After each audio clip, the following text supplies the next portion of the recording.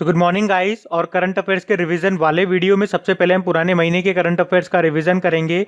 तो हमारा पहला प्रश्न क्या है, किसे अभी एकलव्य पुरस्कार से सम्मानित किया? मध्य प्रदेश सरकार ने सम्मानित किया। तो आंसर होगा इशिका चौधरी को। भारतीय जूनियर महिला हॉकी टीम के सदस्य हैं ये। फिर है मेजर ध्यानचंद विजय पथ योजना शुरू की थी अभी किस राज्य सरकार ने? उत्तर प्रदेश की सरकार ने। तो इस योजना में राज्य के 19 अंतर्राष्ट्रीय खिलाड़ियों को उनके घरों तक सड़क संपर्क मिलेगा। फिर एक किस बैंक ने Brandon human capital management excellence award 2020 जीता? तो आंसर होगा स्टेट बैंक ऑफ इंडिया ने। और अभी आपको याद है, वैसे तो इसके अभी चेयरमैन है रजनीश कुमार, लेकिन अक्टूबर में रिटायर्ड हो जाएंगे वो। और नए जो चेयरमैन बनेंगे दिनेश खारा उनका नाम है।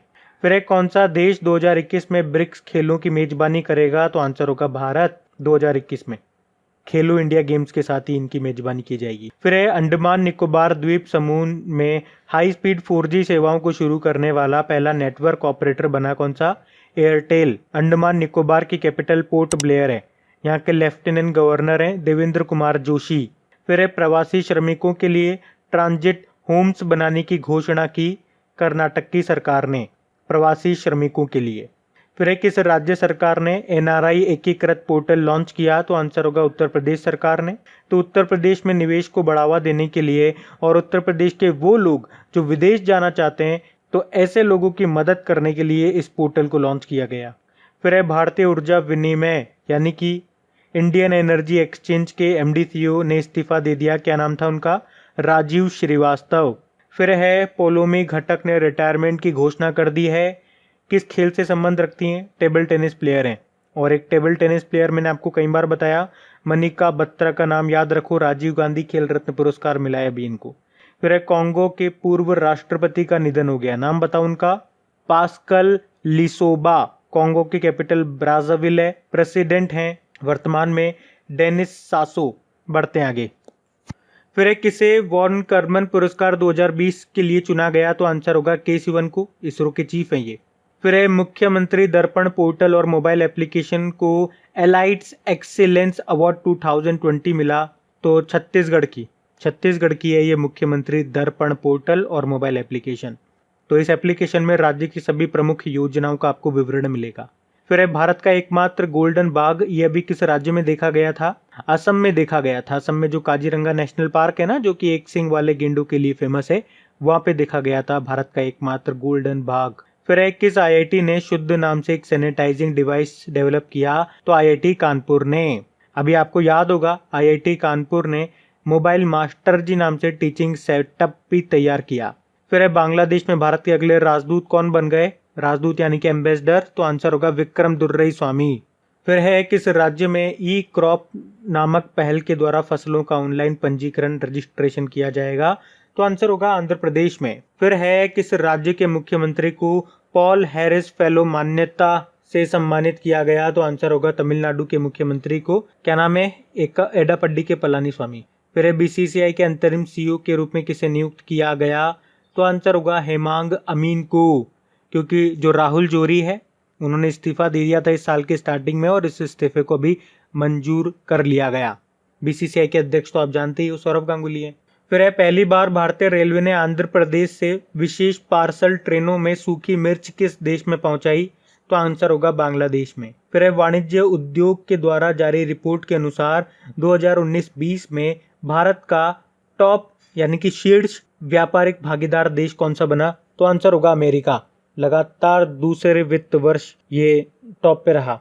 बढ़ते आगे। तो चलिए कल के करंट अफेयर्स को भी रिवाइज कर लेते हैं।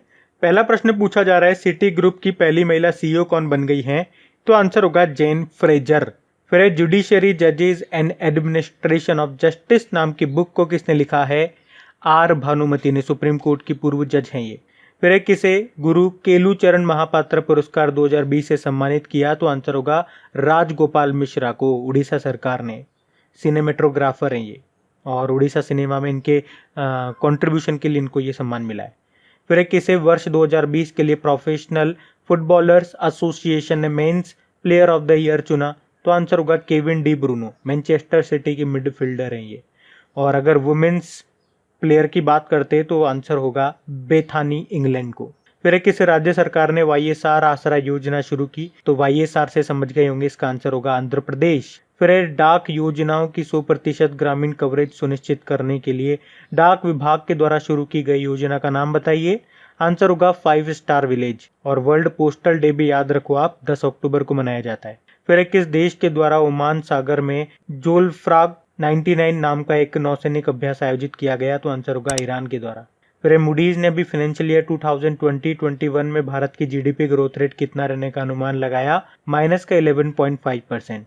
फिर एशिया के सबसे बड़े एरो शो एरो इंडिया 2021 की मेजबानी किस भारतीय शहर द्वारा की जाएगी? तो आंसर होगा बेंगलुरु में होगा ये एरो इंडिया 2021।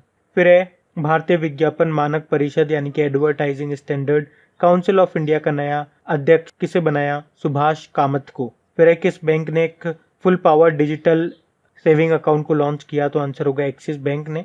मुंबई में मिल जाएगा हेडक्वार्टर। MD/CEO अमिताभ चौधरी है और बढ़ती का नाम जिंदगी इसकी टैगलाइन है।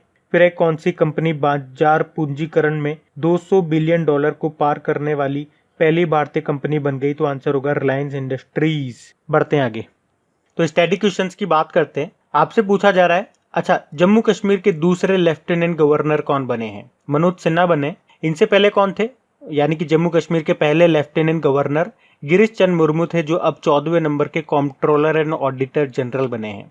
फिर है एयरटेल पेमेंट बैंक के MD/CEO कौन बने थे? अनुव्रत विश्वास बने थे। फिर है UPSC के नए अध्यक्ष प्रदीप कुमार जोशी बने हैं। विप्रो के MD/CEO ये बने थियरी डेलापोर्ट। और न्यू डेवलपमेंट बैंक के अध्यक्ष कौन है? मार्कोस ट्रायाजो। एशियन डेवलपमेंट बैंक के वाइस प्रेसिडेंट कौन बने? अशोक लवासा बने। नेशनल हैंडलूम डे हमने मनाया 7 अगस्त को। फिर ग्लोबल यूनिकॉर्न 2020 की लिस्ट में भारत किस स्थान पर है? भारत चौथे स्थान पर है। पहले स्थान पे USA है, दूसरे पे चाइना और अब तीसरे पे आ गया ब्रिटेन। यूनिकॉर्न कंपनीज किनको कहते हैं? जिनका टर्नओवर $1 बिलियन या उससे ज्यादा हो। फिर देश का पहला हिम तेंदुआ संरक्षण केंद्र ये बनेगा कहाँ पे? उत्तराखंड में। और हिम तेंदुआ यानी कि स्नो लेपर्ड, और आप जानते होंगे लद्दाख में जो हेमिस नेशनल पार्क है वो फेमस है आपके स्नो लेपर्ड के लिए। वैसे हेमिस नेशनल पार्क से भी अच्छा क्वेश्चन बनता है। ये पहले जम्मू कश्मीर में आता था जब उनको यूनियन टेरिटरी का दर्जा नहीं मिला था, अब ये लद्दाख में आता है, तो ये भी याद रखो। फिर LIC के चेयरमैन कौन बने? MR कुमार बने। पढ़ते हैं आगे, तो इंपॉर्टेंट डेज की बात करेंगे तो पहला प्रश्न है world Elder abuse awareness day कब बनाया जाता है? तो आंसर होगा 15 जून को। और इस बार इसकी थीम थी लिफ्टिंग अप वॉइसेस। और एक और डे मैंने आपको बताया था international day of older person, ये 1 अक्टूबर को मनाते हैं, ये भी याद रखो। फिर एक ग्लोबल विंड डे, ये 15 जून को ही मनाते हैं हम। फिर अंतरराष्ट्रीय परिवार प्रेक्षण दिवस यानी कि international day of family remittance, ये 16 जून को मनाया, जिसकी थीम थी building resilience in times of crisis. और फैमिली से आपको एक और डे याद रखना है, अंतरराष्ट्रीय परिवार दिवस 15 मई को मनाते हैं वो। फिर है विश्व मरुस्थलीकरण व सूखा रोकथाम दिवस, ये 17 जून को मनाया। इंग्लिश में बोलेंगे तो world day to combat desertification, जिसकी थीम भी थी food feed fibre the link between consumption and land. फिर है ऑटिस्टिक प्राइड डे 18 जून को मनाया। और एक वर्ल्ड ऑटिज्म अवेयरनेस डे भी होता है, 2 अप्रैल को मनाते हैं। अच्छा वैसे 18 जून को आपको याद होगा कर्नाटक ने मास्क दिवस के रूप में मनाया था, और 18 जून को ही सस्टेनेबल गैस्ट्रोनॉमी डे भी हम मनाते हैं। फिर विश्व सिकल सेल दिवस 19 जून को मनाया।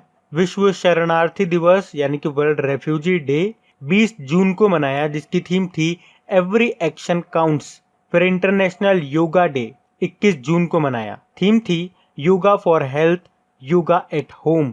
फिर वर्ल्ड म्यूजिक डे, ये हमने 21 जून को मनाया, और 21 जून को ही वर्ल्ड हाइड्रोग्राफी डे भी मनाते हैं। फिर United nation public service day, ये 23 जून को मनाया, यानी कि संयुक्त राष्ट्र लोक सेवा दिवस। और 23 जून को आप याद रख लो इंटरनेशनल विडो डे, अंतरराष्ट्रीय विधवा दिवस के रूप में भी मनाया जाता है।